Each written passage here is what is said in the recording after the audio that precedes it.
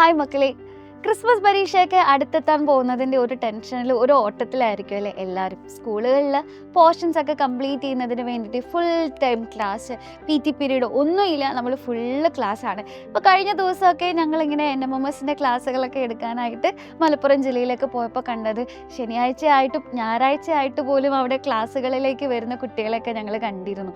അപ്പോൾ ഇനി അങ്ങോട്ട് മുഴുവൻ നിങ്ങളെല്ലാവരുടെയും മനസ്സിൽ കഷ്ടപ്പാടിൻ്റെ കാലങ്ങളാണ് എന്ന് മനസ്സിൽ തന്നെ വിചാരിച്ചിട്ടുണ്ടാവും അല്ലേ. അപ്പോൾ ഈ ഒരു സമയത്ത് ഞാൻ നിങ്ങൾക്ക് ചെറിയ ഒരു കഥ പറഞ്ഞുതരാം. നിങ്ങളെപ്പോലെ തന്നെ മിടുക്കനായിട്ടുള്ള ഒരു കുട്ടി അല്ലെങ്കിൽ മിടുക്കിയായിട്ടുള്ള ഒരു കുട്ടി. പക്ഷെ അവൾ നോക്കുമ്പോൾ അവൾ എന്നും സ്കൂളിൽ പോകും, നന്നായിട്ട് പഠിക്കാനൊക്കെ ശ്രമിക്കാറുണ്ട്. പക്ഷേ ചില കാരണങ്ങളാൽ വിചാരിച്ചതുപോലെ മാർക്ക് പരീക്ഷയ്ക്ക് കിട്ടുന്നില്ല. അപ്പോൾ അവൾ നോക്കുമ്പോൾ എപ്പോഴും അവൾ കഷ്ടപ്പെടാറുണ്ട് അല്ലെങ്കിൽ അവൾ ശ്രമിക്കാറുണ്ട്. പക്ഷെ കൂടെയുള്ളവരെ പോലെ ഒന്നും തന്നെ മാർക്ക് നേടാനായിട്ട് സാധിക്കുന്നില്ല, പിന്നോട്ടായി പോകുന്നു.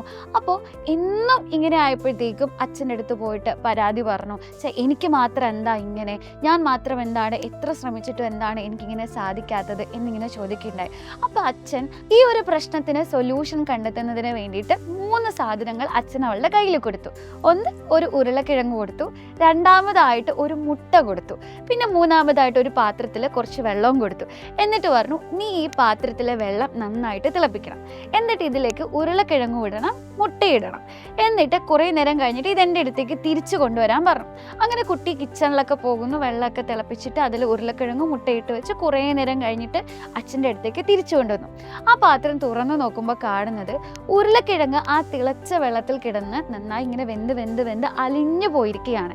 എന്നാൽ മുട്ടയോ ആദ്യം വളരെ സോഫ്റ്റ് ആയിരുന്നു. നിങ്ങൾക്കറിയാലോ, മുട്ട പൊട്ടിയാൽ എന്താ സംഭവിക്കുക, തീർന്നു അല്ലേ, ലിക്വിഡാണ്. അപ്പോൾ അത് വളരെ സോഫ്റ്റ് ആയിരുന്ന ആ ഒരു എഗ്ഗ്, ബട്ട് ആ ഒരു തിളച്ച വെള്ളത്തിൽ ഇരുന്ന് കുറേ നേരം കഴിഞ്ഞപ്പോഴേക്കും അതിങ്ങനെ ഹാർഡായിട്ട് മാറിയിരിക്കുകയാണ്. അപ്പോൾ ഇത് രണ്ടും എടുത്ത് കാണിച്ചിട്ട് അച്ഛൻ പറഞ്ഞു, നോക്ക്, ഇങ്ങനെ ഈ ഒരു തിളച്ച വെള്ളത്തെ നമ്മുടെ ഡെയിലി ലൈഫിലുള്ള നിങ്ങളെ സ്റ്റുഡൻസിന് ഉണ്ടാകുന്ന ഇഷ്യൂസ് ആയിട്ട് നമുക്ക് എടുക്കാം അല്ലേ. അപ്പോൾ ഇതേപോലെ ഇഷ്യൂസ് വരുമ്പോൾ ആൾക്കാർ 2 രീതിയിലാണ് ഇതിനോട് പ്രതികരിക്കുക. ഒന്നുകിൽ ഈ ഉരുളക്കിഴങ്ങ് പോലെ പ്രതികരിക്കുക, അതായത് അത് സോഫ്റ്റായി ആ പ്രശ്നത്തിൽ തന്നെ അലിഞ്ഞ് ഇല്ലാണ്ടായി തീരാ അല്ലേ.